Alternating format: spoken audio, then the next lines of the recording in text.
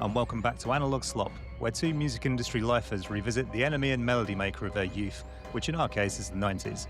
We're exploring artists we discovered as wide-eyed teenagers, only to disown as sneering 20-somethings. Now, unshackled from our hipster baggage, we dive deep into the pre-digital age to look back on a time when music news came but once a week.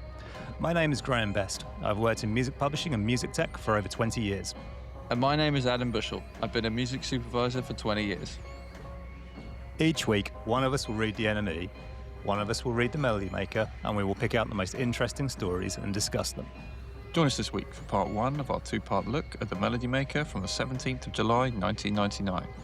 This week, we find the Manic Street Preachers at their commercial peak, and we take a look at Star Wars' place in 90s alternative music.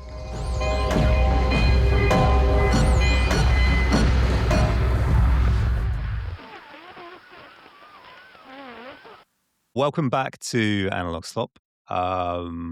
We are somehow back in our personal hinterland, 1999, and we have once again cursed ourselves with a festival special. No idea why we do this to ourselves, but it is the 17th of July, 1999. This week, we're trying something slightly different, forced on by the eBay gods and their vengeful wrath. So we will both be covering the Melody Maker. Damn you, eBay. Yes, damn you, eBay.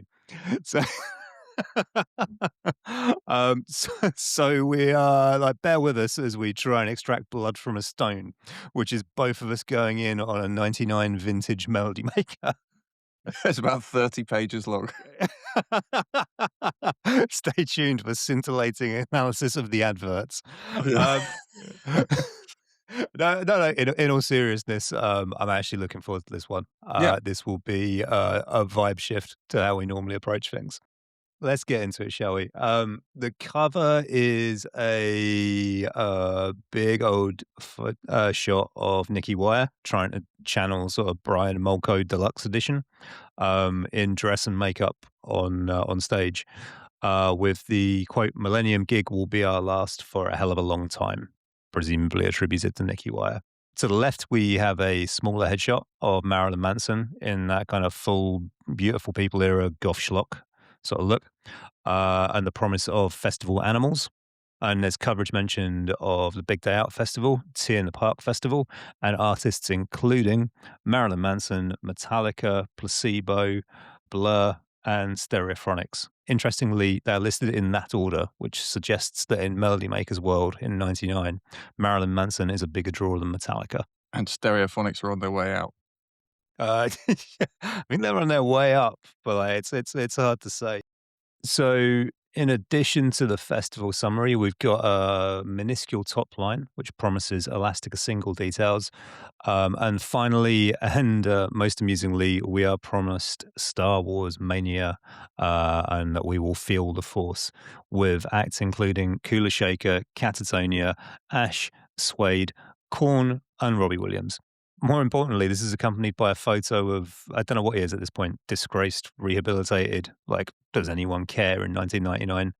Kula Shaker frontman Crispian Mills dressed as Luke Skywalker and wielding a lightsaber.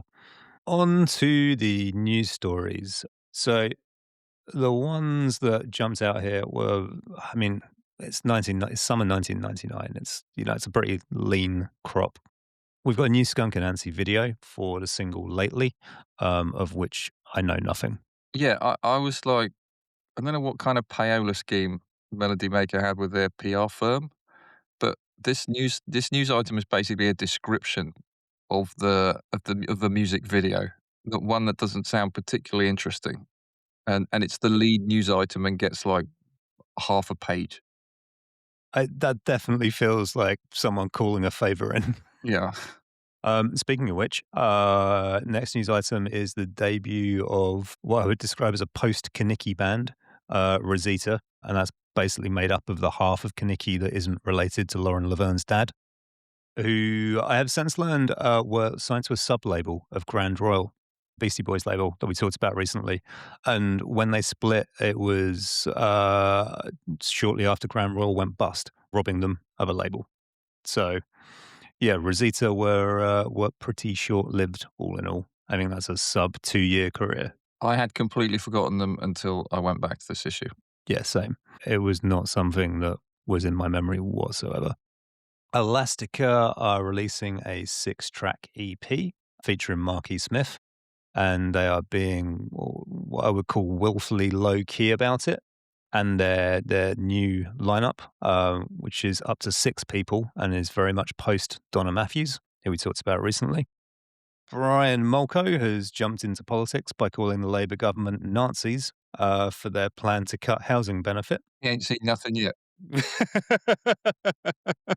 It's going to blow his mind when he finds out about Crispian Mills. Finally, in the news, Mercury Rev's Deserters Songs has been certified gold in the UK despite Jonathan Donahue's vocals. So, good work, Mercury Rev.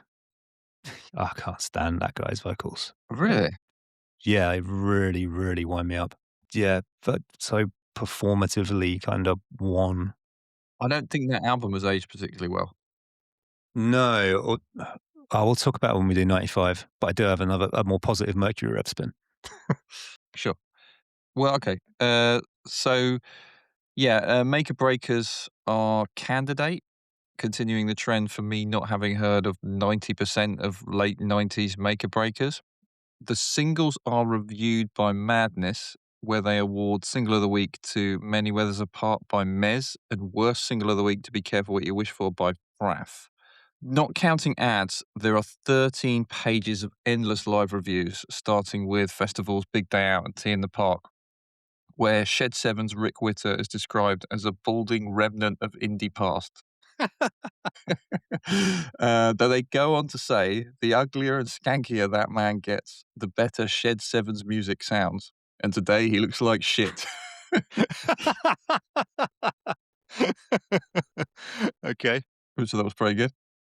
Yeah, and Tea in the Park's dance coverage includes Jeff Mills being told to go home and listen to the full works of Burt Bacharach. Which seemed What? noticeable to me. What indeed? Outside of festivals, lead live reviews are Man or Astro Man, Luscious Jackson, and Biss. Luscious Jackson getting absolute slagging, but we'll leave that there, as I think we've done enough Beastie Boys / Grand Royale access for a good while.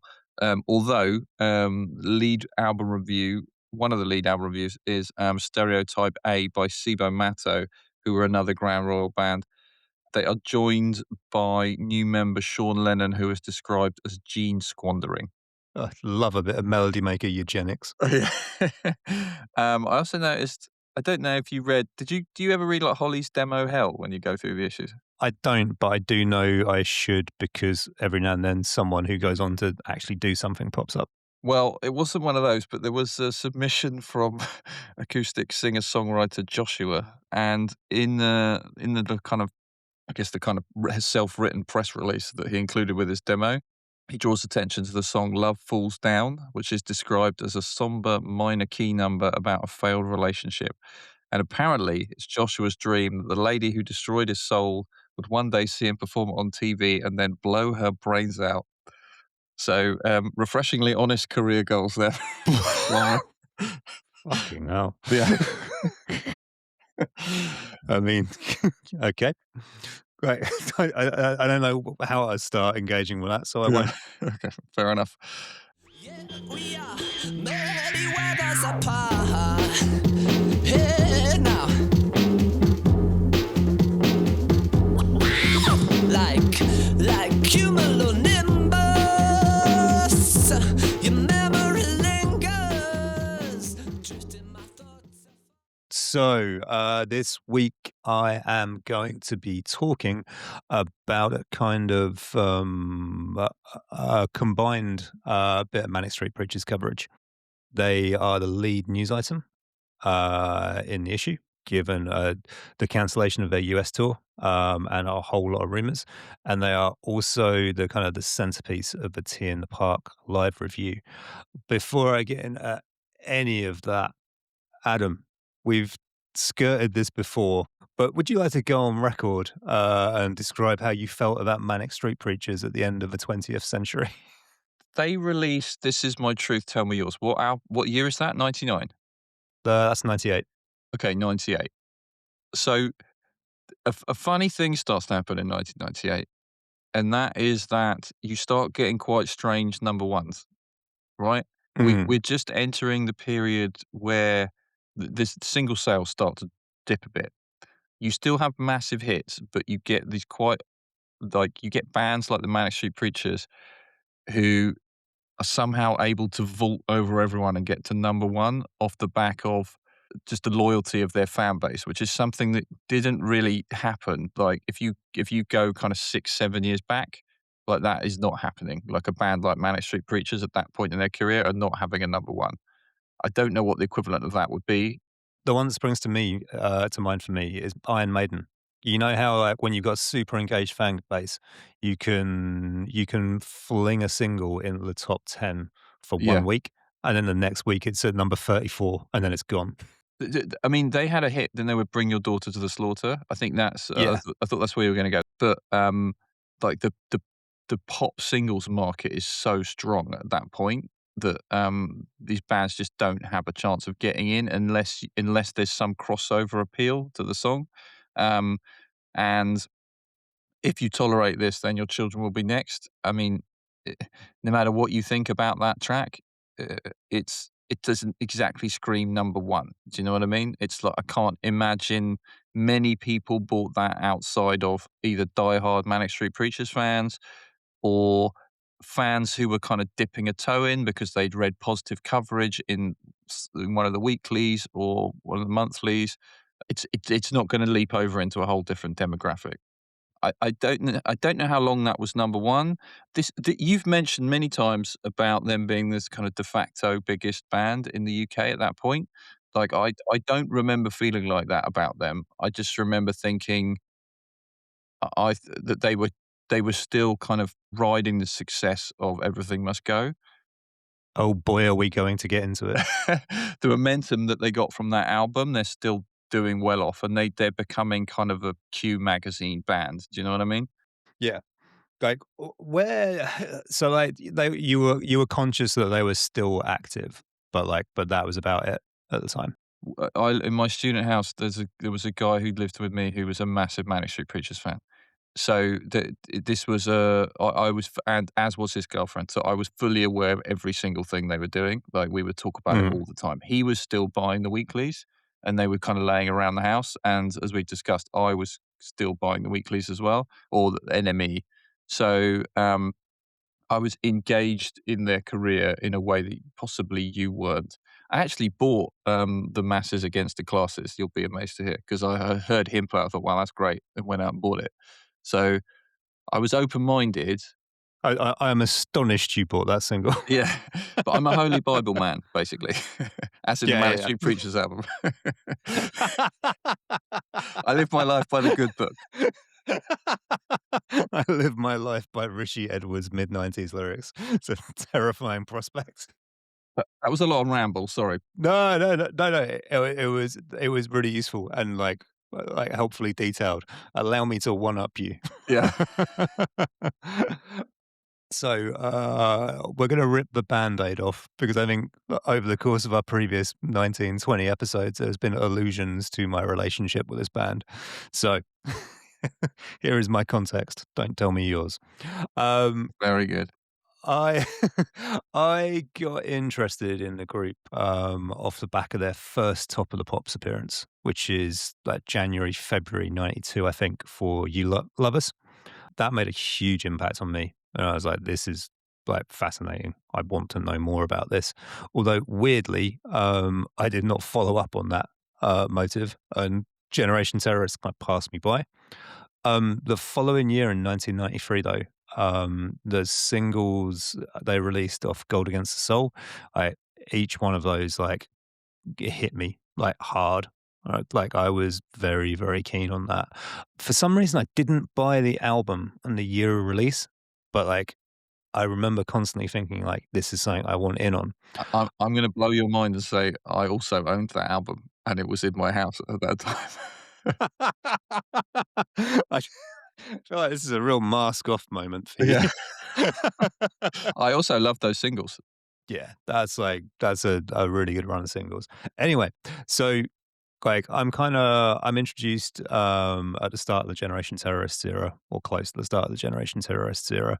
I am further primed by Gold Against the Soul, and then that whole kinda album campaign for the Holy Bible, era, which barely lasts 9 months, just had an absolutely enormous impact on me as, like, a 14, 15-year-old. Like, the music got far, far more obtuse at a time when I was starting to really wanna kinda explore things beyond metal and grunge. He is suffering. Uh, that is admittedly the worst track on that album, but anyway. Well, as a side note, Gold Against the Soul is so insanely derivative of Alice in Chains. It's no wonder I love those singles. Everything from, like, the kinda the writing to, like, the vocal inflections is like, yeah, you've sat around listening to Dirt a lot. And I think, yeah, going back to that Holy Bible era, the accompanying press coverage of the group was certainly memorable. There was so much being churned out. Like, ironically, like, I got my sort of kind of music paper introduction to the group through Kerrang. They had a good relationship with Kerrang. Like, did a big, big article in the run up to the Holy Bible release. And I think in the same issue, the Holy Bible was the lead review and was kind of lavished with praise. So yeah, in early 1995, I think we talked before about how Richie Edwards, the group's second guitarist and lyricist, disappears on the eve of an American press tour for the Holy Bible against, kind of pretty steep odds. The group return as a three-piece, and more at the point, they return to their biggest success yet. So that's a number two single in the shape of a design for life, and enormous sales of the accompanying album, Everything Must Go. I'm still on board at this point, but Everything Must Go tested me after the Holy Bible being this kind of like huge sort of near life changing kind of experience for me. Everything Must Go quite often sounded pretty MOR as far as I was concerned. Yeah. Um, and I'd say my opinion hasn't ever really shifted. Like, I'm occasionally pleasantly surprised at like kind of like the sort of like the fun sort of Brit poppy rocky stuff on the rare occasions I listen to it. Kevin Carter's good. I think that's a good. I quite like that song. I think that's good. Interesting. I think my favorite one off the album is, apart from the title track, is probably a Nola Alone, which like Mm. literally just like it's the most Oasis-y rip-off I've ever heard. Like, of all the kind of Britpop kind of clones, like the sort of like sloppy, drunken, woozy guitar that James Dean Bradfield plays on Enola Alone, it's like that's cigarettes and alcohol. That some might say. Like, it's like uncanny. So 24th of August 1998, the first single from their forthcoming album, which is the follow-up to Everything Must Go, is released. That single is "If You Tolerate This, Your Children Will Be Next," and that is the point where, as far as I'm concerned, I am out. To this day, I find that song, like, abrasively, bludgeoningly boring. And yet, I could whistle it. It's really lodged in my brain. Really? I think it was an MTV thing. It was on MTV2, like, incessantly, and also, I'm, at this point, just starting to become aware of Boards of Canada, so I am super dialed into the fact that the video is a complete rip-off of the sleeve for Music As the Right to Children by Boards of Canada, Yeah, yeah. so it really, like, stuck in my brain for that reason, and as I said, they were a topic of much debate in my, student house. That sounds like a lively set of debates around the, the communal TV. I wish I was more open-minded, but I was a bit like, "This band is shit." But it's funny because, as I said, I really, really like Gold Against the Soul and the Holy Bible. I think if you're an Enemy and Melody Maker reader of a certain age, there's just something a bit groan-worthy about them because they were so much in the letters pages and they were Yes. like a Thrills mainstay. Diary of a Manic Street Preachers fan was like, that was like Thrills page dynamite. I think also just the something we still both reference to each other occasionally is the Brian Hurst "I Saw Them First" um, thing in Thrills. who's this just kind of like mummified Manic Street Preachers fan. I mean, not just Manic Street Preachers, but he's complaining about all the new fans of all these bands. And then they have the really funny, like Brian Hast, I Saw Them Last, who's like this is like a picture of a baby, and he keeps referring to Manic Street Preachers as the Maniacs. Um, good stuff. Well done, Johnny Cigarettes. um, so as I was saying, anyway, I hate I hate if you tolerate this, your children will be next. We've established that. Yeah, so hearing that, like, I was just like, after over 6 years of like bug-eyed fandom, I'm like, I am out. Taking my mascara off. Pass me the nail polish remover. I must burn my fake fur coat. My feather boa is going in the bin. But I think like hearing If You Tolerate This, like for the first time, it was like that was a real kind of like teenage realization that what I loved about those first three albums was not coming back. I did finally end up hearing This Is My Truth, Tell Me Yours in about 2015. After I bought this is real hipster bullshit.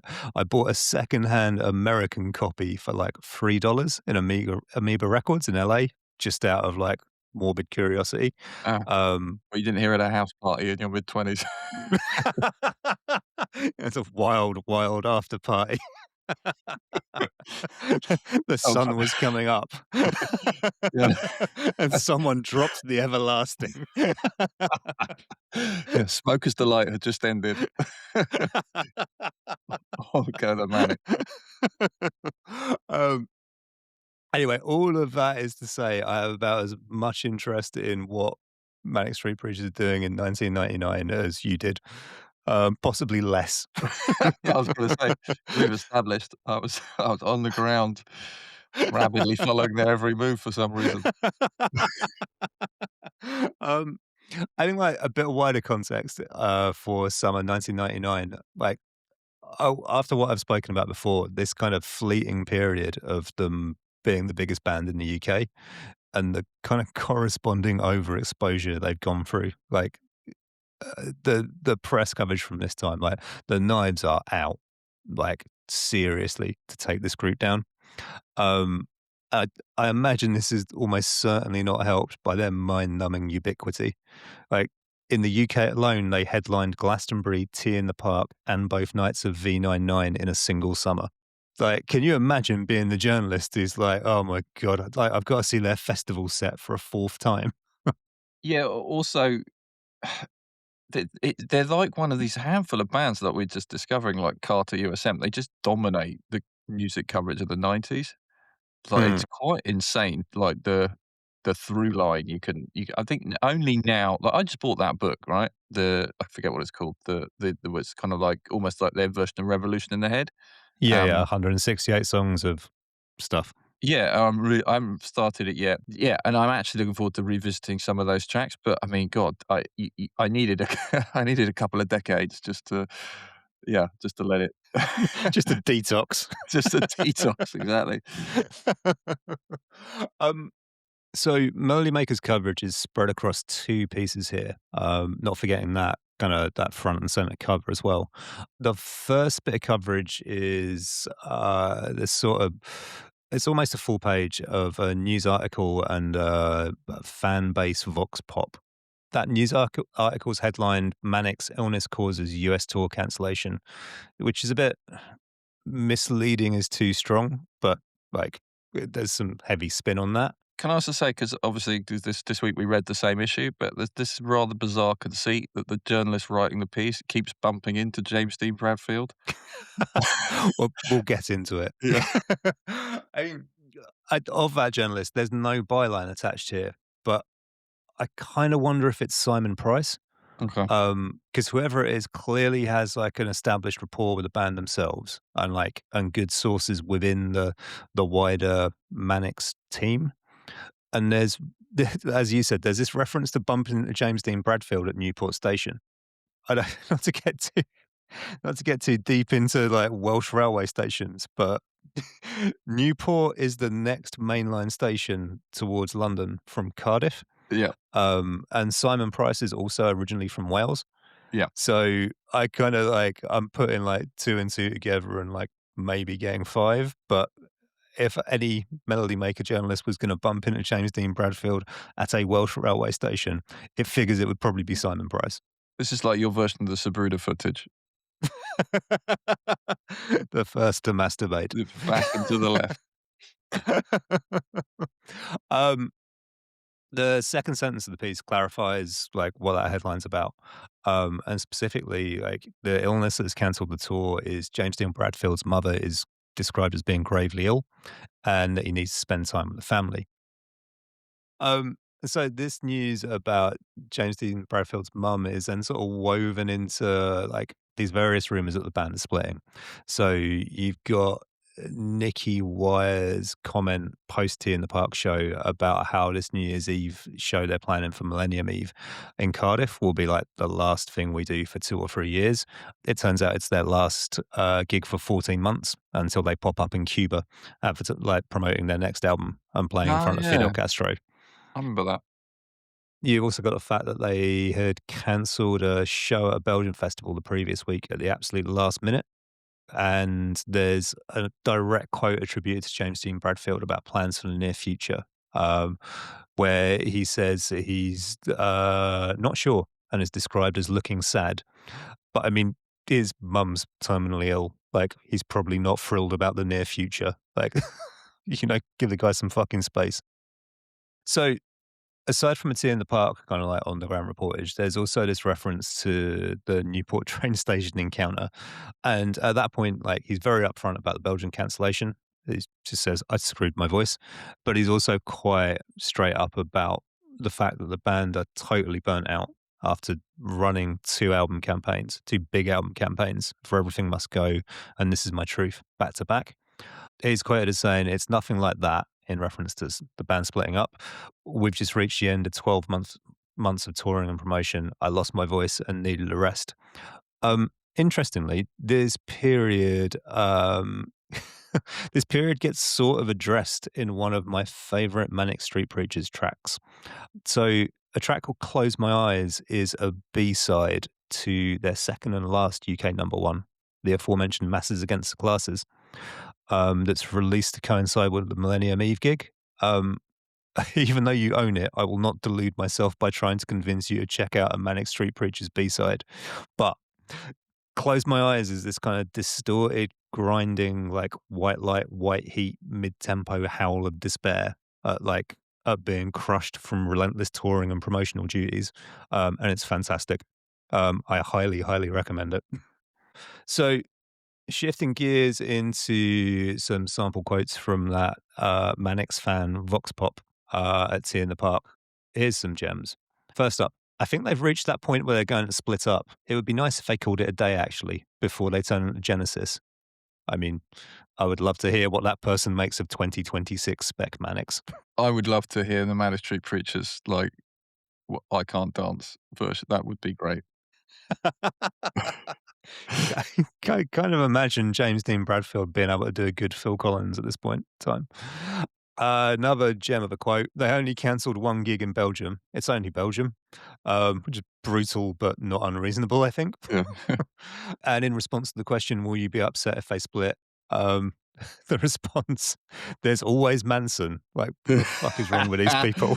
Yeah, do you know what? I made a note to rub that in your face, actually. Thanks for bringing that up. Like, was this the Melody Makers like audience development focus group? Like, oh, Manson's hot. It's a good job we put two of them in our top 10 coolest people list. I feel like they led them to that answer. Any other bands? I'm just going to name a few off the top of my head. Manson. Hey, would you be interested in a free CD? Yeah. Got this new Manson album. It's 80 minutes long. Going back to the news piece after that detour into Vox Pop land, the news piece pivots into this kind of glowing report of the TM Park set. It's variously described as a set which showed a renewed energy. They seemed closer and more cohesive and collectively driven than they had in ages.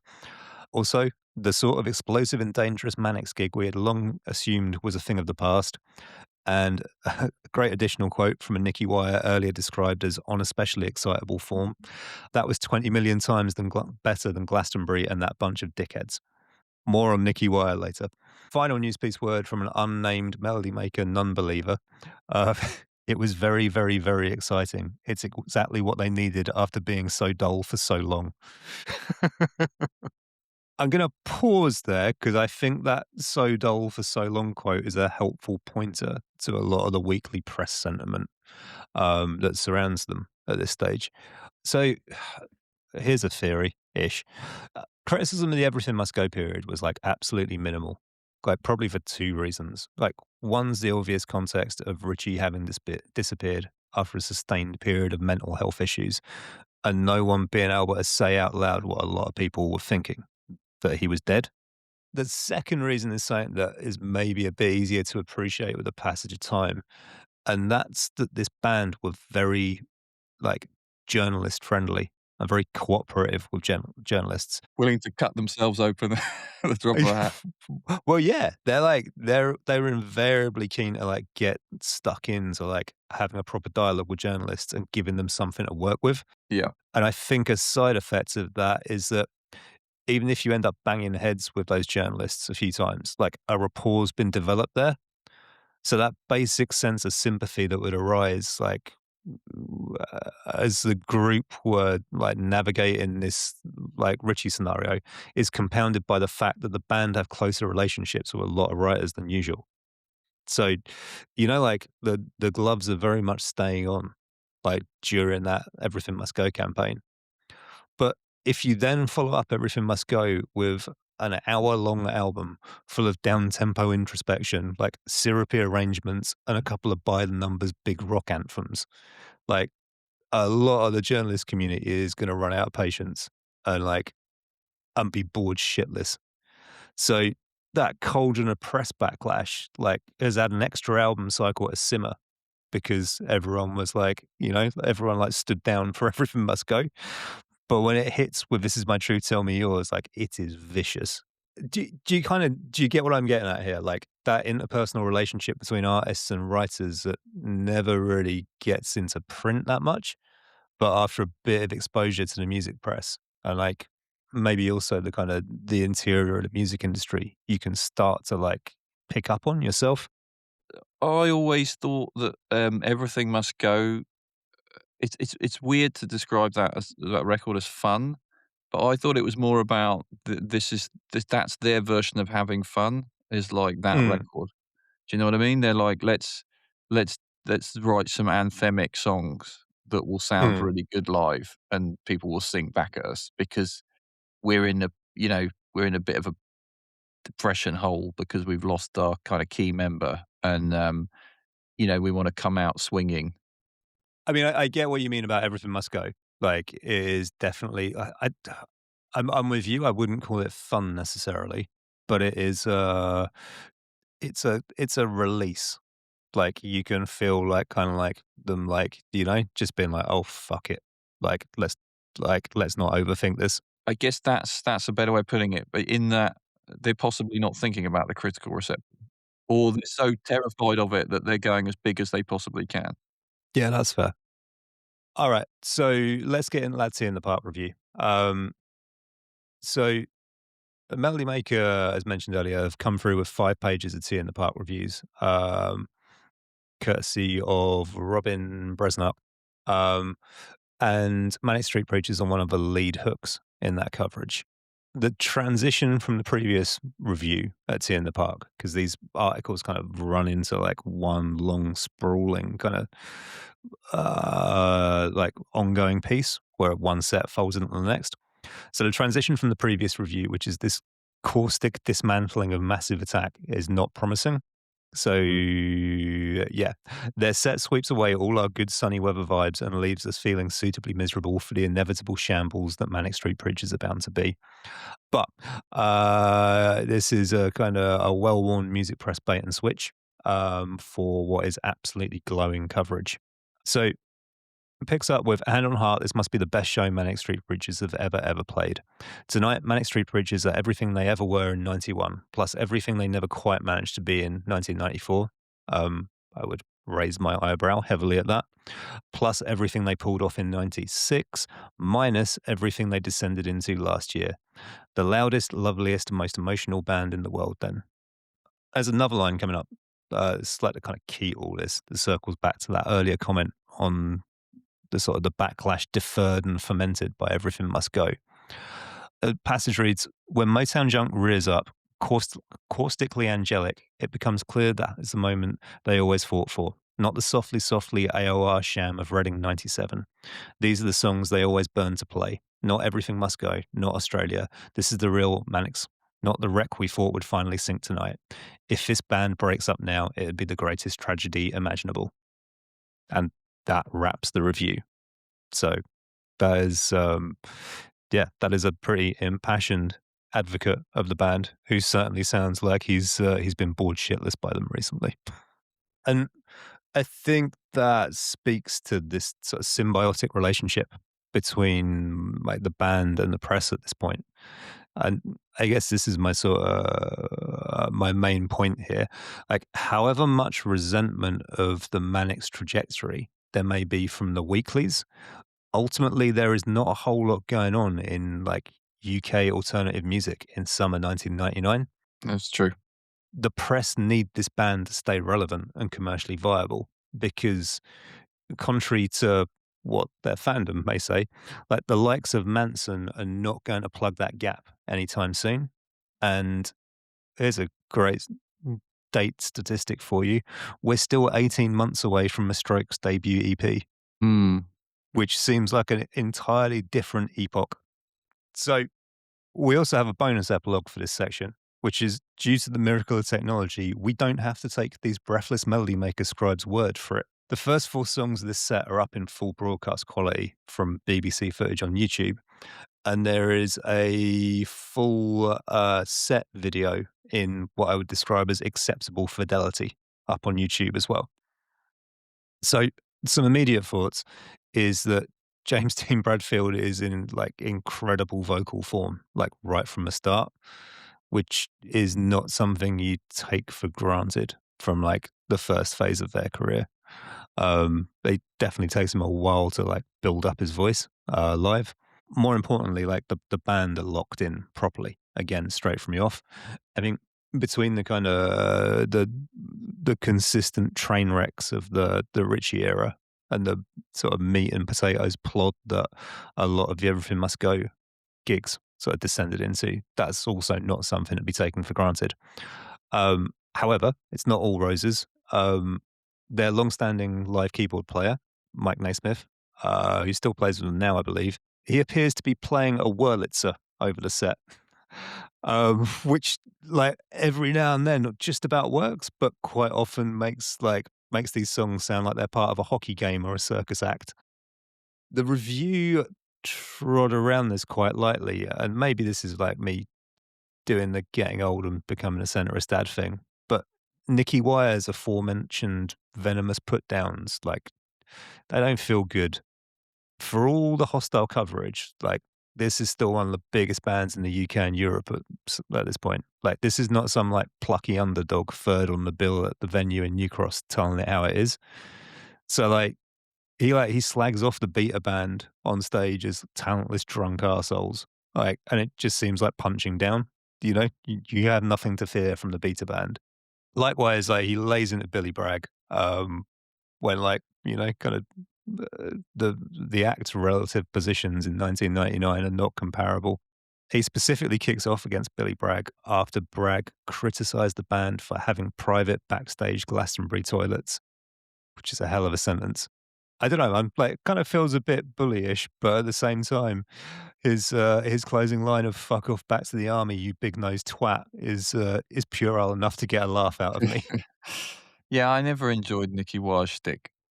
Yeah, I always like kind of like I have you like mentally filed as someone who disapproves of Nicky Wire on a fundamental level. Yeah, yeah, exactly. It's off-putting to me. It's like something I have to kind of get around when I'm thinking about the band. I mean, like he wraps up by like after the set's finished and like everyone's walked off stage, he kind of single-handedly destroys the entire band's instruments while slagging off the stereophonics into the microphone, and then does a stage dive into a crowd, which is kind of a mic drop of its own, I guess. Yeah. Um, is it the greatest gig of their career? Almost certainly not. But like, I can see there's enough there to justify a redemption arc in the Melody Maker that week.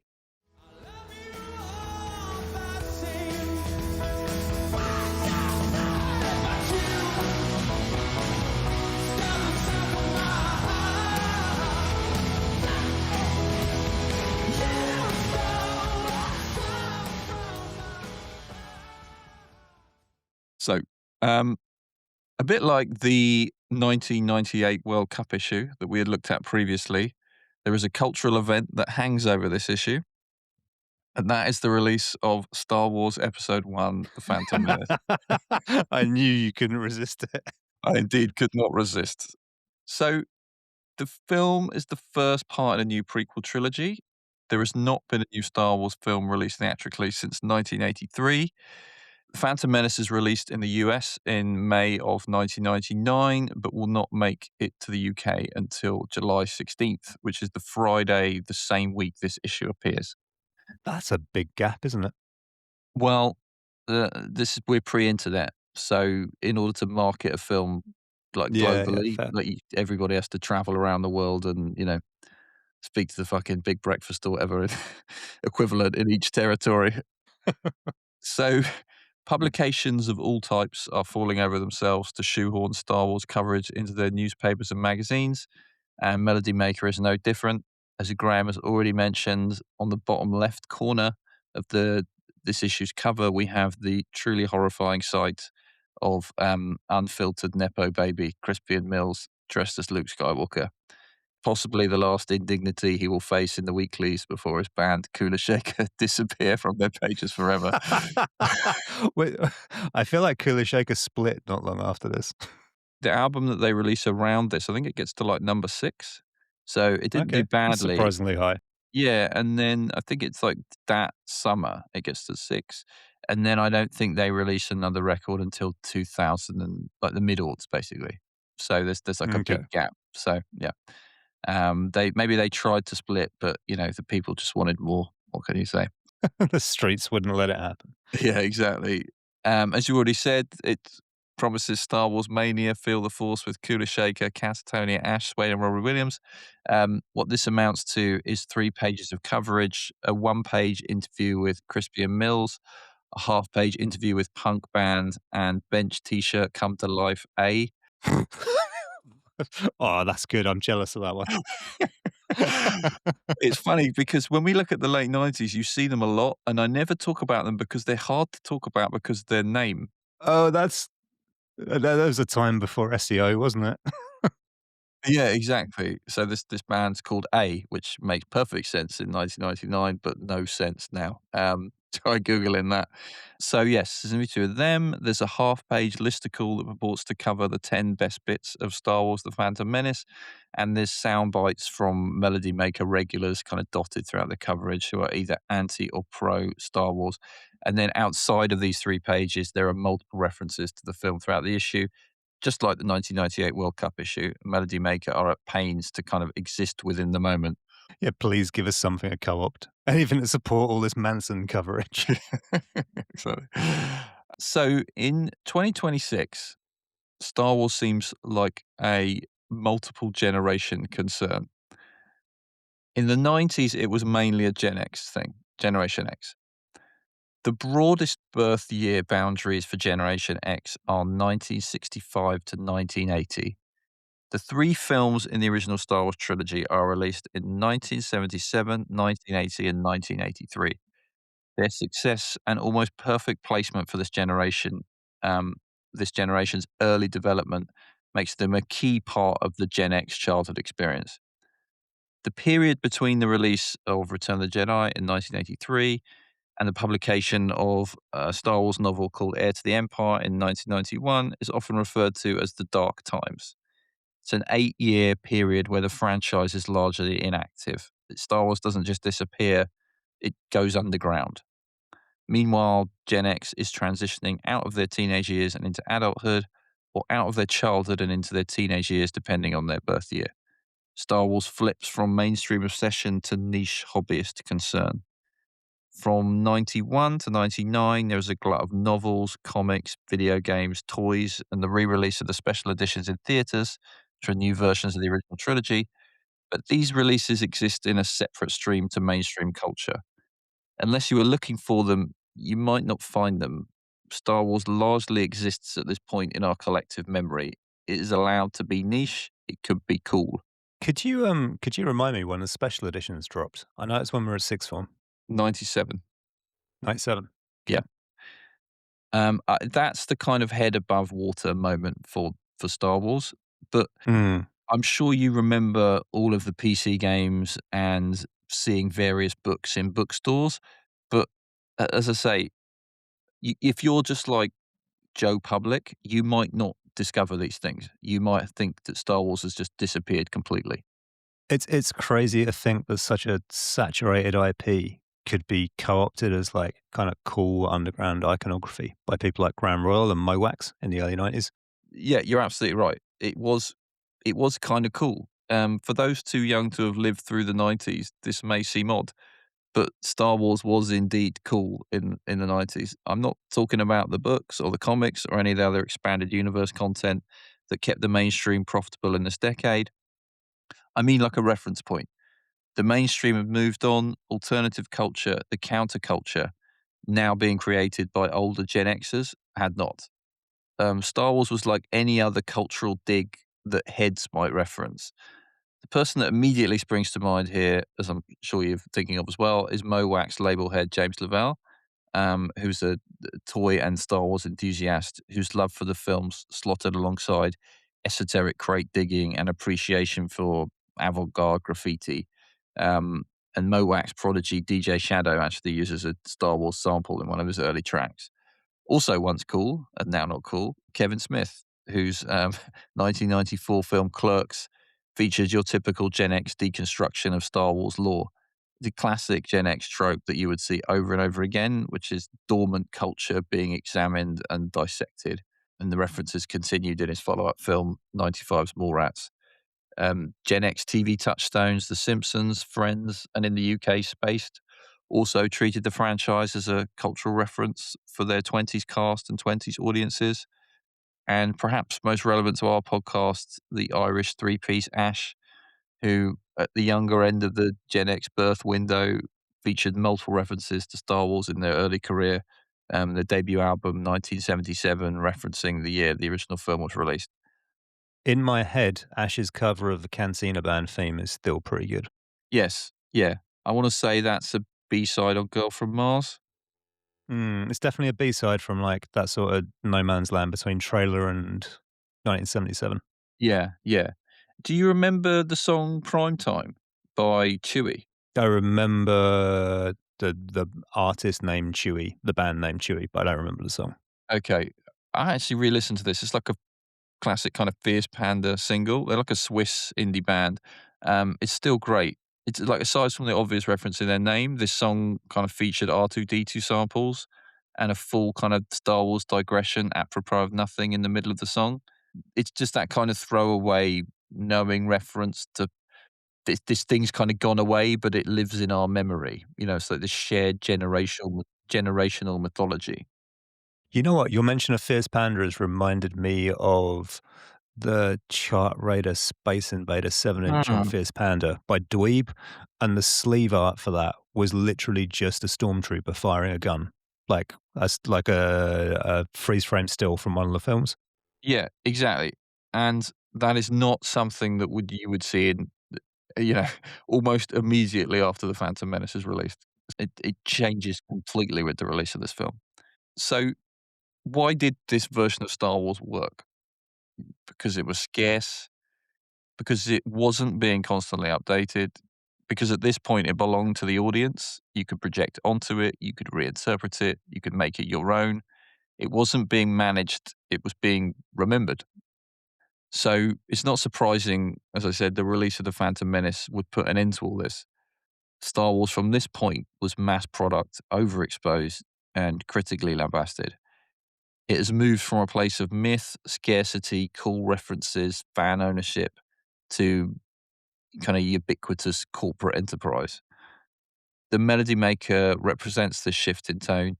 As you said, it's like a disingenuous attempt to capture the moment. The Crispy and Mills interview is particularly painful. Did you read this? No, I didn't. I couldn't bring myself to read it. Okay, here we go. Here's some choice quotes for you, Graham. This is from Crispy and Mills. People who go to AA talk about a higher power in order to get through it. Anybody who has to humble themselves before the world feels the force. Right. Early in the morning, when someone sees a beautiful sunrise and is touched by it, that's feeling the force. And finally, the only way I could describe Tatvar, which was the second single from their debut album, Oh, I remember. was through the force. Other quotes from musicians in this article actually betray an interesting Gen X trope, which is suspicion of technology. There is great concern that dominant CGI will ruin the film. There's another shift happening here. Not just what Star Wars is, but how culture works. As technology also drives the negative discourse about the film, I'm sure you remember, the 2 months wait we had in the UK meant those who are computer literate enough had seen the proto memes and audience trashing weeks before the film's release. Gen X snark finding a natural home on the internet. You didn't go into the film blind. You already know Jar Jar is bad. You already know the tone. You already have an opinion. Star Wars used to live in your imagination. In 1999, it lives in discourse. That's a really interesting inflection point.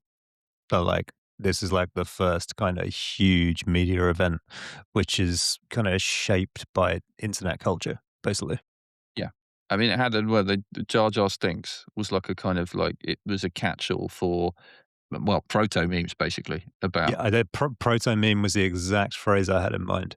But it's interesting that like that kind of the crossover of internet snark is like married to the trashing of an IP, which is so beloved by so many people. I mean, we often talk about this kind of well, we don't use this term, but we often talk about this almost like this fan betrayal when something you really love is not as you want it to be. You know, like there's a newer version of it which you don't like as much as the old version. And this was just that. This was that to a almost unimaginable degree. Like it was just everybody all at once was turning on this thing. I think Star Wars in the 90s was cool because it was distant, and most importantly, I think because it was incomplete and it Mm. wasn't trying to be anything. The Phantom Menace kind of didn't just bring it back; it changed what it was fundamentally. It kind of slipped out of a reference point made by artists you read about in publications like the Melody Maker, and become something owned, managed, and sold back to you. I'm interested. Do you agree that Star Wars was quote unquote cool in the 90s, pre special edition, pre Phantom Menace? Yeah, I think it definitely had some sort of like alternative culture, like Uh, currency in yeah. the first half of the 90s. And I think the kind of the growth of that matches with Gen X aging into a kind of like into a position of having like disposable income, but also like increasingly having influence over like decision makers at media companies. So you get almost a perfect storm where the kind of alternative like culture has been like kind of toasting your IP and sort of incubating it for you for 5 years if you're Lucasfilms, and then you get to test the water with the special editions. I'm sure you are far more informed about this than I am, but I get the sense, looking at the chronology, the way we talked about it today, that the special editions, like insertion of CGI, is almost like a kind of chance for Industrial Light and Magic to try out ideas they have for the new trilogy in advance. Well, no, because the pre-production is much longer than you think it would be. But it's more accurate to say everything Industrial Light and Magic are doing in that area is trying out the technology for the prequel trilogy. Mhm. Okay. Yeah, but you are right. Yeah. I felt like the special editions were like a big deal. Like there was a start of kind of people bitching about like CGI versus like models and stuff like that. But like overall, it was like these are good films and people are happy to see them in cinemas again. And also like happy to be able to own them on like VHS again. Yes, I think the novelty of it slightly kind of pulled the wool over your eyes, and I think nobody really believed at that point that the originals were going to go away and that you wouldn't get to Mm. see them again. Like, you just thought this was just some new version of it, and that was gonna be that. And then, yeah, George Lucas goes full kind of Kanye West and just really doubles down and just like he's like, "No, this is my thing, and I'm going to do it this way. And if you don't like it, well, you clearly don't like the thing that I do." Yeah, yeah. If you don't like it, then tough. This is the vision. Deal with it. Exactly. Yeah.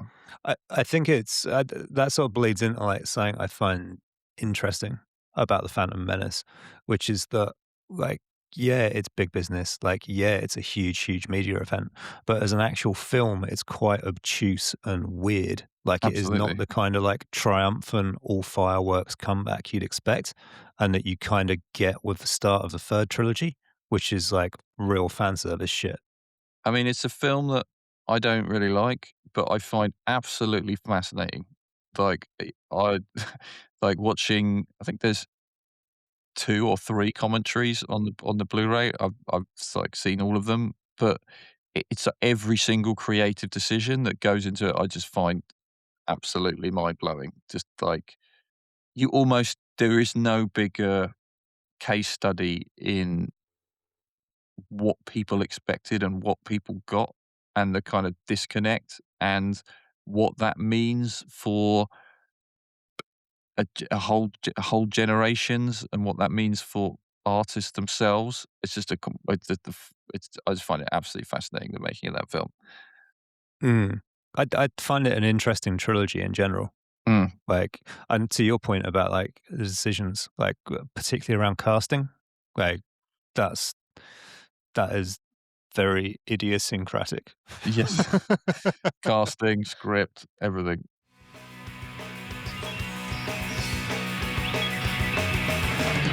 Played a brand new computer game. Kaboom, shebang, they're all the same. But this was different from the lot. It featured Mark Hamill. Gee, I thought, top thought. Join us next week for part 2 of our two-part look at The Melody Maker from the 17th of July, 1999. We will be looking at the start of Wu-Tang's landfill era and the emergence of Mr. Scruff. In the meantime, you can find us on the socials and most of the usual places. That's Instagram, Blue Sky, TikTok, all under the Analog Slop name. That's all one word and spelt ANALOGUESLOP. However, if you prefer your podcasts to involve static pictures, we are also on YouTube. That channel is youtube.com at ANALOGUE slop. And finally, if you want to send us an email, we're reachable predictably on analogslop@gmail.com.